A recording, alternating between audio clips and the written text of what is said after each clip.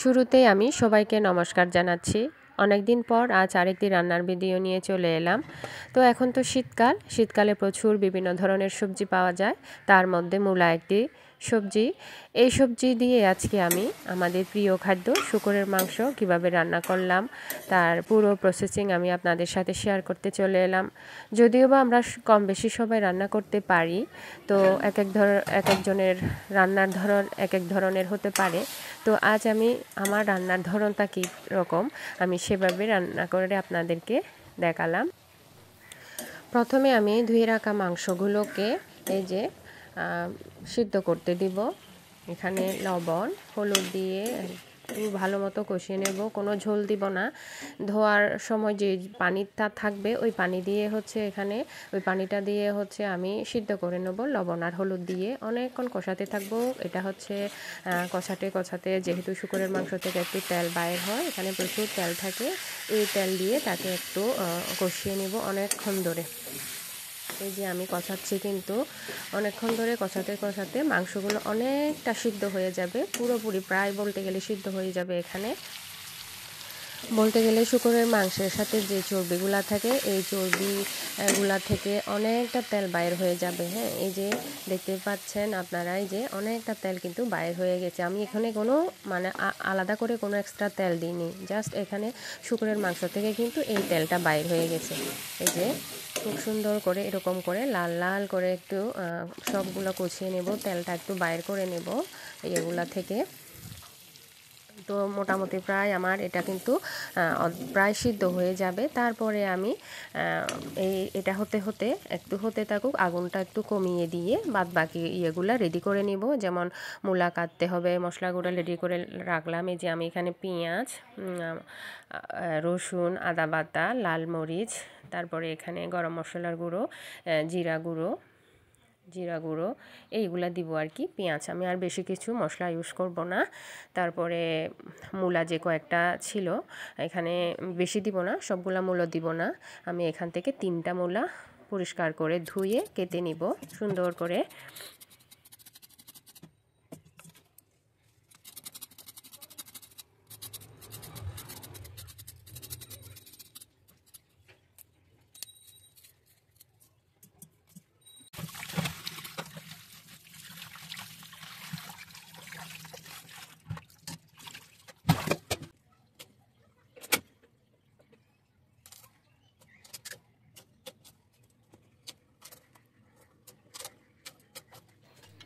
এই যে আমার মূলাগুলা কিন্তু পরিষ্কার করা হয়ে গেছে, ধুয়ে আমি এগুলা সুন্দর করে এই সাইজের করে কেটে নিলাম। তারপরে এখন রান্না করা। প্রথমে আমি চুলায় একটা পাতিল বসিয়ে দিলাম। পাতিলটাতে একটু গরম হয়ে গেলে এখানে আমি তেল দিয়ে দিব, বেশি তেল দিব না, যেহেতু শূকরের মাংসের মধ্যে অনেকটা তেল আছে। তো এখানে আমি বেশি পরিমাণ তেল ইউজ করব না, জাস্ট মশলাগুলো ভাজার জন্য অল্প একটু তেল নিয়ে নিলাম এখানে। তো তেলটা গরম হতে থাকুক। এটা গরম হওয়ার পরে আমি মশলাগুলো একটা একটা করে দিয়ে দিব। তো আমি একে একে এখানে রসুন বাটা, আদা বাটা এবং পেঁয়াজগুলো দিয়ে দিলাম। এগুলো একটু সুন্দর মতো ভেজে কষিয়ে নেব তেলের সাথে।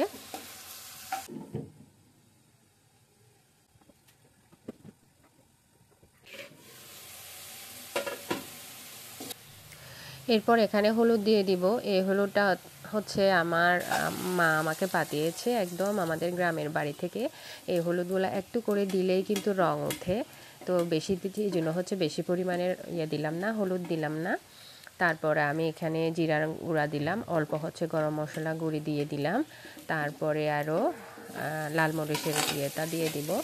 আর এখানে লবণ একটু দিলাম না, কারণ শেষের দিকে লবণটা চেক করে দিয়ে দিব, যেহেতু মাংসের মধ্যে একটু লবণ বেশি করে দিয়ে দিছি, তাই আমি এখানে আর লবণ দিলাম না। এটা আপনারা আপনাদের ইচ্ছে মতো করে লবণটা ইউজ করতে পারেন। তো যেগুলো আমি সবগুলো মশলা আমার প্রায় দেওয়া হয়ে গেছে। এরপর এগুলো আমি একটু কষিয়ে নিব অনেকক্ষণ ধরে। এই যে মশলাগুলো অনেকক্ষণ ধরে কিন্তু এগুলো কষিয়ে নিলাম ঢাকনা দিয়ে ঢেকে। তারপরে এই যে কষানোর পরে এরকম অবস্থায় চলে আসলো। এরপর আমি মূলাগুলো দিয়ে দিব। যে মূলাগুলো দিয়ে দিচ্ছি এখানে। তো মূলাগুলো কিছুক্ষণ কষিয়ে নেব এগুলো মশলার সাথে, যাতে মশলাগুলো ঠিক মতো মূলার সাথে মিক্সড হয়ে যায়। এই যে অনেকক্ষণ ধরে কিন্তু এটা কষিয়ে নিব।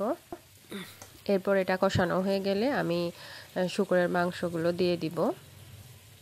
এই যে এখানে আমি মাংসগুলো দিয়ে দিচ্ছি মূলার সাথে। তো এগুলা কিছুক্ষণ নেড়ে ছেড়ে দিয়ে একসাথে সবগুলো মিক্স করে দিব। তো আমি এখানে যে তেল ছিল ওই তেলটা পুরা দিলাম না।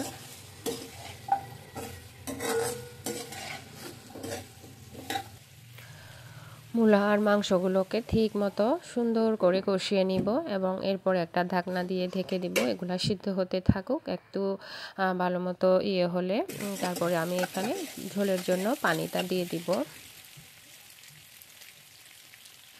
এই যে অনেকক্ষণ ধরে কষানোর পরে এরপর আমি এখানে পানি দিয়ে দিচ্ছি, পরিমাণ মতো ঝোল দিব। কারণ যেহেতু মূলাগুলো সিদ্ধ হতে একটু সময় লাগবে আমার, সে পরিমাণ আমি পানি দিয়ে দিব। আর মাংসগুলোও সিদ্ধ হয়ে গেল। তো এই যে আমার তরকারিটা ঢাকনা দিয়ে দেখে দিলাম, এগুলা সিদ্ধ হতে থাকুক, মূলা আর মাংসগুলো ভালো মতো সিদ্ধ হতে থাকুক। আমার না একটু পর পর তরকারি এগুলা চেক করতে ইচ্ছে করে, মানে হলো কি না হলো না। আপনাদের এরকম হয় কি না জানি না। তো আমি মনে হয় এটা বেশ কয়েকবার চেক করে দেখলাম যে হচ্ছে কি না হচ্ছে না। তো এই যে মূলাগুলা দেখলাম এখনও সিদ্ধ হয়নি পুরোপুরি, আরও কিছুক্ষণ লাগবে এগুলা সিদ্ধ হতে। তো যতক্ষণ না মূলাগুলো সিদ্ধ হয় এগুলা সিদ্ধ হতে থাকুক। এই যে অনেকক্ষণ সিদ্ধ করার পর আমি একটু মূলাগুলা চেক করে দেখলাম, হ্যাঁ মূলাগুলা প্রায় সিদ্ধ হয়ে গেছে। বেশ কয়েকটা আমি মূলা এভাবে দেখলাম যে হয়ে গেছে কিনা। তো প্রায় মূলাগুলা হয়ে গেছে এবং লবণটাও চেক করে দেখলাম যে লবণটা হলো কিনা ঠিক মতো। তো আমার এখানে লবণ একটু লাগবে মনে হচ্ছে, লবণ একটু করে পরিমাণ মতো দিয়ে দিলাম আমি। এরপর আরও কিছুক্ষণ সিদ্ধ করে নিব এবং সর্বশেষে আমার একটু গরম মশলা যেটা বাকি ছিল, আমি ওই গরম মশলাটা এখানে দিয়ে দিব। এই যে সুগন্ধির জন্য এখান থেকে গরম মশলা দিলে আলাদা করে আর একটা সুগন্ধি বাইর হবে, যেহেতু যদিও বা দিয়েছি।